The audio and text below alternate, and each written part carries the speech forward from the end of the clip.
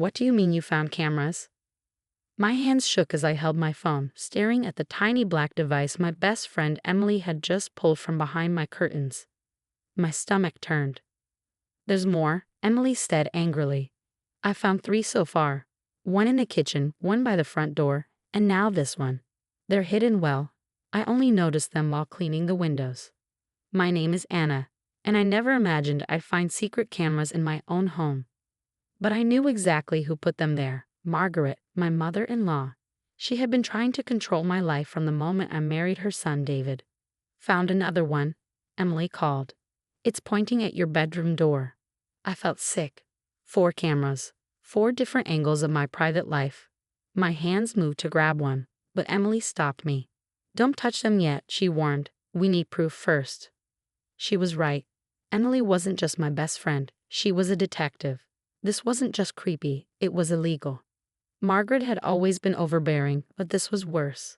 I thought back to her last visit when she insisted on helping while David was away. She had probably planted the cameras then. I can't believe she'd do this, I whispered, but deep down, I could. Margaret had been getting worse. She would show up uninvited, criticize my housekeeping, and spread lies about me to David and his family. David always made excuses for her. That's just how Mom is, he'd say. But this wasn't just being overprotective. This was an invasion of my life. Emily pulled out her phone, inspecting the cameras. These are high-tech, wireless, motion-activated. Someone set these up professionally. Just then, my phone buzzed. Margaret. Just checking in, dear. How are you holding up alone? I worry about you. I nearly laughed. She wasn't worried, she was watching me. Then a terrifying thought hit me. Emily, I said slowly, if these cameras are live. Emily's eyes lit up. Then we can use them. Act normal, don't let her know we found them. But let's give her something to watch. I took a deep breath. What do you have in mind? First, we gather evidence. Then, we catch her spying. And after that, Emily smirked. We make sure she regrets it. I texted Margaret back. I'm fine, just having tea with a friend. Thanks for checking in. Seconds later, she replied, Oh, you have company? Who? I smiled. She was trying to figure out who was in the house. I stepped into the living room where I knew a camera was hidden, while Emily stayed out of sight. That night, after Emily left, I sat alone, staring at the camera. I wanted to rip them all down, but Emily was right. We needed proof. And Margaret needed to be caught. I called David. Hey, how's the trip? Boring. Mom called, said she's worried about you. Of course she did. I'm fine, I said. Actually, I was thinking about working on that family photo album she wanted. David hesitated. That's nice. She'll love that. I smiled, knowing Margaret was watching. Yes, I think it's time to go through everything. All the pictures, all the memories. After hanging up, I grabbed our wedding album and sat where the camera had a clear view. I slowly laid out photos, Margaret glaring at our engagement party, her trying to wear white to my wedding, her pushing my family away in group pictures. My phone buzzed. Margaret again. Don't stay up too late with those photos, dear. You look tired. I smiled directly at the hidden camera. Don't worry, I texted back. I'm just getting started. Margaret wanted to watch me. Fine. She was about to see the truth about herself. The next morning, I put our plan into action. Emily had set up a system to track when the cameras were being accessed. Now I could see exactly when Margaret was watching, and she was watching a lot. As I made breakfast, I made sure to stand in view of the kitchen camera. I called my sister, speaking loud enough for the microphone to catch every word. You won't believe what I found, I said. Remember those strange things I told you about? Doors unlocking on their own, objects moving. Well, I think someone's been in our house. I paused, watching the small red light on the camera flicker. Within minutes, my phone buzzed. Margaret, is everything all right? Do you need me to come over? I smirked. No thanks, I'm handling it. Throughout the day, I kept the act going. I made loud phone calls about home security systems. I searched signs of stalking on my laptop, making sure the camera had a clear view. Each time, Margaret's texts became more frantic. At noon, Emily arrived in her police uniform. This wasn't part of the original plan, but it was perfect. We sat in the kitchen, right in front of the camera. So you think someone's been watching you? Emily asked, taking out a notepad. Yes, I said. Strange things have been happening for months. At first, I thought I was imagining it, but now. I listed everything Margaret had done, the surprise visits, the rumors, and now the hidden cameras. Emily nodded, keeping her tone serious. These are serious crimes: breaking and entering, stalking, invasion of privacy. We'll need to investigate. My phone buzzed again. Margaret was calling this time. I ignored it. The thing is, I continued, staring at the camera. I think I know exactly who it is. The camera light flickered. She was watching. After Emily left, I walked through the house, pretending to search for more cameras. My phone rang nonstop. Margaret, then David. I finally answered. Anna, Mom's freaking out, David said. She says you're accusing her of something. Did she tell you she's been in our house? I asked. Or how she always seems to know exactly what we're doing. Silence. Then, what are you saying? I'm saying, I said, looking into the camera, that maybe your mother's concern isn't as innocent as you think.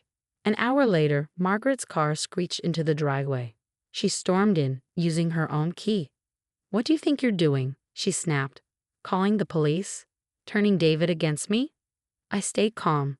I don't know what you mean, Margaret. I was just reporting suspicious activity. Why does that bother you? She hesitated. I'm worried about you. You're imagining things. Am I? I asked. Am I imagining the cameras? Her face went pale. What cameras? I pulled out my phone, showing her the live feeds. These cameras. The ones that have been streaming to your phone for the past 3 weeks. Margaret opened her mouth, but no words came out. Save it, I said. The police already have the proof. Every log, every recording. The only question is, what happens next? She sank onto the couch, her hands shaking. I was just trying to protect him, she whispered. No, I said firmly. This stops now. Either you tell David everything or I will. Right on cue, we heard David's car pull in. Margaret's face crumbled as she realized it was over. David looked between us, confusion etched on his face. What's going on? Mom, why are you crying? Before Margaret could spin another lie, I held up my phone, showing him the live camera feeds. Your mother installed hidden cameras throughout our house, I said quietly. She's been watching us for weeks. The silence that followed was deafening. David stared at the screen, his expression shifting from confusion to disbelief to horror. Mom, his voice cracked. Tell me this isn't true. Margaret started sobbing, but these weren't her usual manipulative tears. I was trying to protect you. She's not who you think she is. No, David said, his voice hardening. She's exactly who I think she is. You're the one who's not who I thought. He turned to me. How long have you known? Emily found them yesterday, I replied. We documented everything, when they were installed, every time they were accessed, every recording made. David walked to the nearest camera, reaching up to take it down. His hands were shaking. Where else? I pointed out each location, watching as he methodically removed them. Margaret remained on the couch, her protest growing weaker with each camera discovered. Keys, David said suddenly, turning to his mother. Give me your house keys. Now. David, please, Margaret pleaded. I did this for you. No, he cut her off. You did this for yourself. You did this because you can't stand not controlling every aspect of my life. Give me the keys.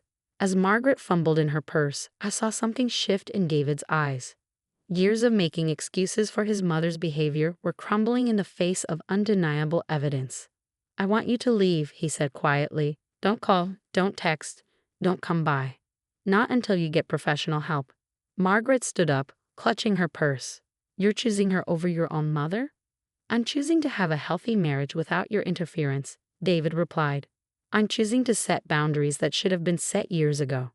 After Margaret left, David and I sat in our living room, the dismantled cameras scattered on the coffee table. I'm so sorry, he whispered.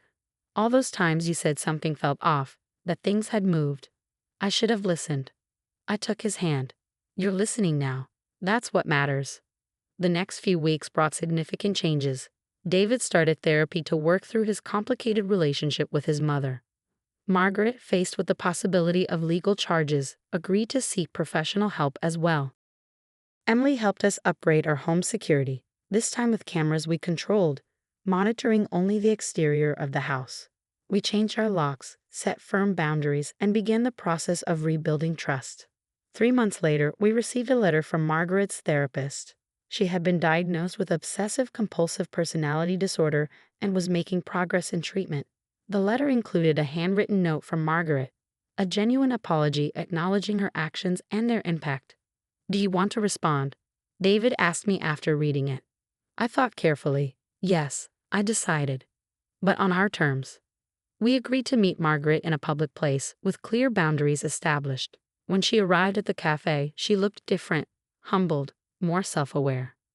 "I've been learning about respect," she said quietly, "about privacy and trust and letting go. I know I can't undo what I did, but I'm working to be better." It wasn't a perfect ending. Real life rarely has those. But it was a beginning. Margaret learned that her attempts to control us had nearly cost her everything. David learned to stand firm in protecting our marriage, and I learned that sometimes the best revenge isn't revenge at all. It's holding up a mirror and letting someone see the truth about themselves. Our home became truly ours again, free from unwanted surveillance and uninvited intrusion. The spaces that had felt violated were reclaimed, filled now with genuine laughter and honest conversations. Last week, Margaret sent another letter.